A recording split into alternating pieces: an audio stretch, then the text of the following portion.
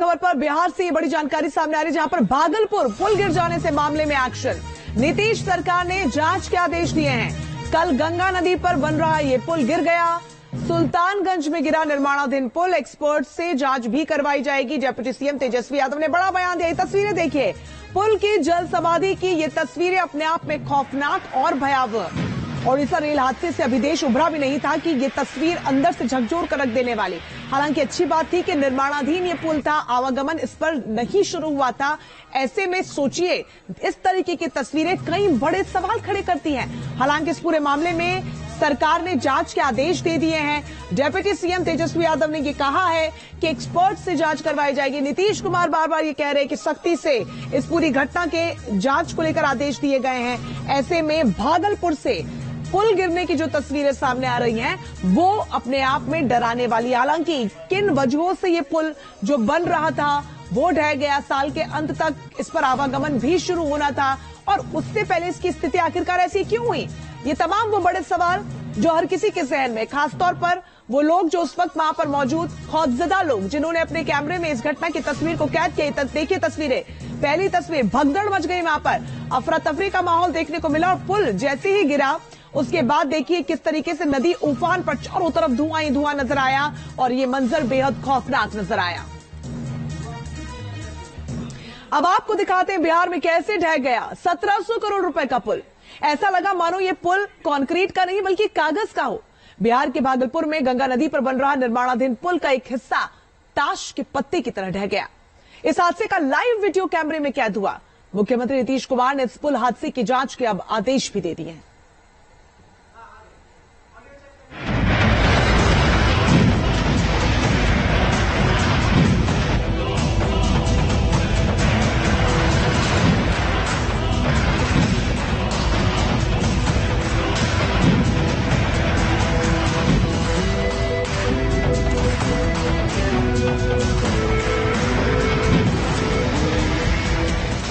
आंखों के सामने ब्रिज धराशायी,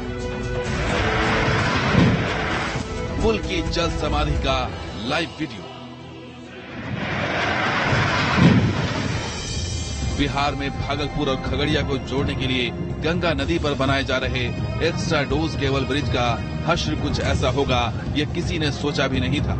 पुल का एक हिस्सा भरभरा कर गिर गया। जानकारी के मुताबिक इस पुल के 3 पिलर और सुपर स्ट्रक्चर गंगा नदी में समा गए। वीडियो में साफ देखा जा सकता है कि पहले पिलर गिरा और फिर इसके बाद सुपर स्ट्रक्चर ने जल समाधि ले ली। ढह गया 1700 करोड़ रुपए का पुल। गंगा नदी पर बन रहा ये पुल खगड़िया के अगवानी घाट और भागलपुर के सुल्तानगंज को जोड़ेगा। गनीमत रही कि जिस वक्त ये पुल गिरा उस वक्त पुल के पास कोई मौजूद नहीं था। बिहार के डिप्टी सीएम और पथ निर्माण मंत्री तेजस्वी यादव ने कहा है कि पुल गिरने की जांच एक्सपर्ट्स की टीम से कराई जाएगी। घटना की जांच जो है, प्रतिष्ठित संस्थान आईआईटी बॉम्बे, आईआईटी रुड़की एवं एनआईटी पटना के विशेषज्ञ प्रोफेसर द्वारा कराया जा रहा है, ताकि जो कारणों का सही पता लग पाए। और आप सब लोग जानते हैं, स्ट्रक्चरल में जो बेहतर संस्थान जिसको माना जाता है वो आईआईटी रुड़की को माना जाता है। ये कोई पहला मामला नहीं है जब बिहार में निर्माणाधीन पुल गिरा। करीब 1700 करोड़ की लागत से बन रहे इसी पुल का एक हिस्सा पिछले साल भी गिरा था। अब पुल गिरने पर विपक्ष और सत्ता पक्ष आमने सामने आ चुके हैं।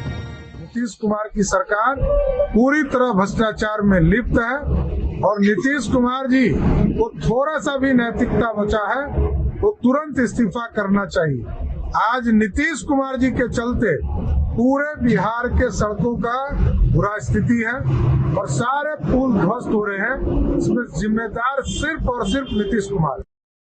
पुल का टूटना निश्चित रूप से जिला प्रशासन ने जो अद्यतन जानकारी दी है कि अभियंताओं की टीम को वहां भेजा गया है, और बिहार राज्य पुल निर्माण निगम, इसकी निर्माणाधीन एजेंसी है, वह आखिर क्या कारण है, पानी का बहाव अथवा और कोई तकनीकी पक्ष है, जो इस संबंध में अद्यतन कार्रवाई की प्रक्रिया प्रारंभ हुई है जो भी फलाफल आएगा उसके संबंध में तत्संबंधी कार्रवाई सुनिश्चित।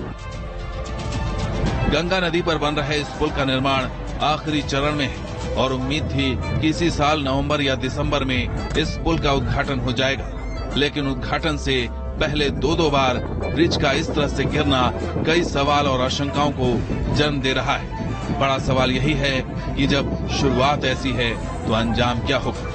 इस घटना के बाद गंभीर सवाल पुल की सुरक्षा को लेकर उठ रहे हैं। पटना से रजनीश सिन्हा के साथ टीम न्यूज नेशन। तो तस्वीरें आपने देखी, अपने आप में भयावह और डराने वाली। पूरी खबर पर ज्यादा जानकारी के साथ सहयोगी रजनीश सिन्हा सीधा हमारे साथ जुड़ रहे हैं। रजनीश, जो तस्वीरें सामने आ रही वो तो यही कह रही हैं कि ये पुल साल के अंत में इसमें आवागमन शुरू होने वाला था और ये सबसे ज्यादा डराने वाली बात तो यही है।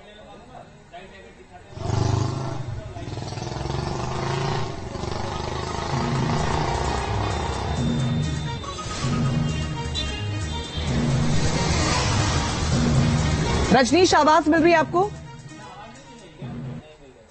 चलिए हमारे सहयोगी से दोबारा से कनेक्ट करेंगे, क्योंकि ये जानना बहुत ज्यादा जरूरी है कि आखिरकार ये हुआ कैसे, इसके पीछे की वजह क्या है और इन सब के बीच जो आम नागरिक है, जो स्थानीय निवासी हैं, जिन्होंने इस मंजर को देखा है, उनके जहन में क्या कुछ चल रहा है। क्योंकि ये जो पुल है, ये जो सुविधाएं हैं, ये नागरिकों के लिए ही होती है। ऐसे में अगर अपनी आंखों के सामने इस तरीके का मंजर वो देखेंगे तो न सिर्फ उनका भरोसा उठेगा, बल्कि जहन में सवाल होना बहुत लाजमी है। ऐसे में ये आखिरकार गिर क्यों गया, ये अपने आप में सबसे बड़ा सवाल फिलहाल बना हुआ है। हालांकि इस पूरे मामले में राज्य सरकार ने जांच के आदेश दिए, डिप्टी सीएम ये कह चुके हैं कि एक्सपर्ट से जांच करवाई जाएगी, लेकिन तस्वीरों को देखकर तो यही लग रहा है कि ये पुल था या कागज का खिलौना, क्योंकि जिस तरीके से भड़बड़ा कर ये गिरा है और उसके बाद का मंजर देखिए, चारों तरफ धुआं सा नजर आ रहा है। उसके बाद लोगों में अफरा तफरी मच गई। वहां लोग मौजूद थे, उन्होंने पूरे वाकये को अपने कैमरे में कैद किया, जिसके बाद आप और हम ये तस्वीरें देख पा रहे हैं। ऐसे में ये जानना बहुत ज्यादा जरूरी है कि क्या कुछ इस पुल के साथ अब तक होता रहा। 1700 करोड़ का पुल 30 अप्रैल 2022 200 मीटर हिस्सा इसका ध्वस्त हुआ। आधारशिला इसकी रखी गई 2014 में और निर्माण का जो आगाज है वो 2015 में इसका हो चुका था। तब से ये बनाया जा रहा है। इसकी लंबाई की बात करें तो 3.17 किलोमीटर इसकी लंबाई रही और इसकी डेडलाइन दिसंबर 2023। ये सबसे ज्यादा डराने वाला है। रजनीश सिन्हा एक बार फिर से हमारे साथ सीधा जुड़ गए। रजनीश, बड़ा सवाल यही बना हुआ है कि एक निर्माणाधीन पुल ढह गया और उससे भी ज्यादा महत्वपूर्ण साल के अंत में इसमें आवागमन भी शुरू होने वाला था।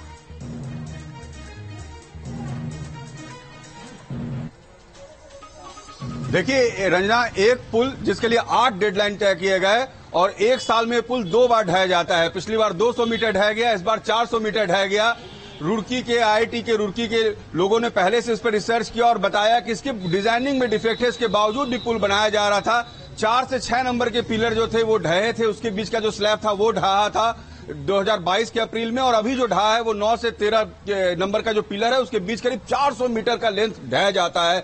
150 करोड़ रुपए की लागत का पुल माना जा रहा है कि अभी तक ढहा है। जो स्लैब ढहा है उसको बनाने में करीब 150 करोड़ रुपए लगे होंगे और सरकार के पास कोई जवाब नहीं है। जांच की बात हो रही है, 1 हफ्ते में जांच पूरी करने की बात हो रही है, लेकिन इतना बड़ा डिजाइन डिफेक्ट होने के बावजूद भी पुल बन रहा था। और बिल्कुल सही कहा आपने, दिसंबर 2023 जो था वो डेडलाइन था। 3.5 किलोमीटर लंबा पुल, अगर अप्रोच के साथ देखें तो 23 किलोमीटर लंबा ये पुल, और ये पुल तैयार हो रहा था पूरी जोर शोर से, लेकिन इसकी नींव कितनी कमजोर थी, इसमें डिजाइनिंग डिफेक्ट कितना ज्यादा था। सोचिए अगर आवागमन शुरू हो गया होता और उसके बाद ये घटना घटी होती तो क्या होता। बार बार बिल्कुल रजनीश, ये बहुत ठीक बात है और सोचने को मजबूर करने वाली कि जब डिजाइन में डिफेक्ट बताया